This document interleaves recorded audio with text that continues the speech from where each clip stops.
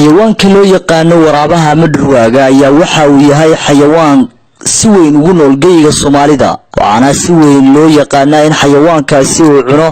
ariga looda iyo waliba geela dhacdo ka duwan ayaa hadaba ay leeyahay dhacdadaasi oo ah xayawaankaasi waraabaha ayaa waxa uu cunay Cabdillaahi Axmed محمد فارح وأويل دليرا إسلام مركز نتشر شنية تونشير كران والدقمة ورود وكان عبد الله وكور بحنايا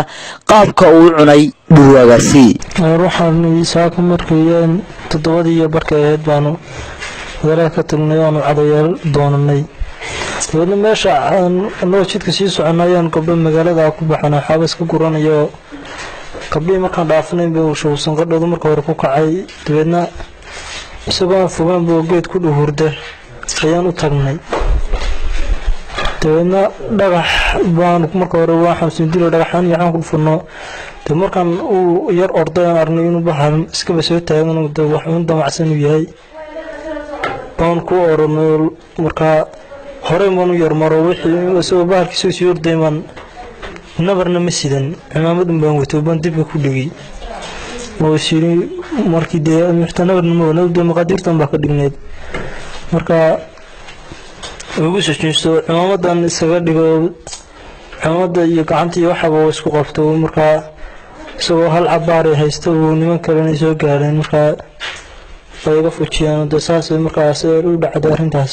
دكتور فارح حسن محمد oo دكتور ka degmada Woodwood ayaa xilli markaasi dhaawaca TV-ga Somali News uu kurgalayay uga warbixiyay afalkaasi qaabka uu dhacay Dr. Farah Hassan Maxamed ayaa geestiisa waxa uu baaq u diray waalidiinta dhashay caruurta oo uu sheegay inay la socdaan meesha ay aadayaan caruurtooda waxa weeyaan waa MCH-kii waxaana loo keenay saaka goor ilaa 9kii barkii ahayd inaan uu qabqabtay sidaan muuqaalka uga jeedaan badruwa durwaagiina way qabqabtay oo weeraray dabadeedna waxa weeye dhaawiciisu gacanta ayaa titoban meel kale miyaad wax kaaga yaalin gacanta ayaa titoban sidaad muuqaalka uga jeedaan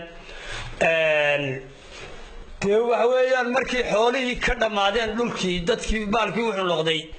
hor dadka cunaya oo durwaagu hadirto buuraha iyo meeshii la yiraahdo saxaabo ka soo gura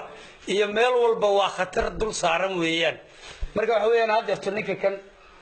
faruwa jajaban yihiin sidaad u jeedaan saaka ayuu barqadii bay waxay doonteen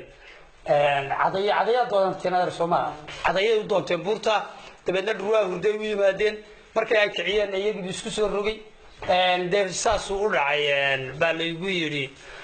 dhaawacuna waa sahlan yahay hadeerto waxa loogu maqan yahay irbadii antiraabiyada ahayd sidii kalena waanu u daweynay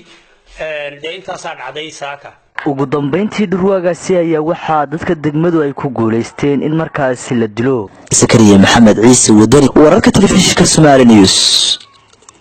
Woodwood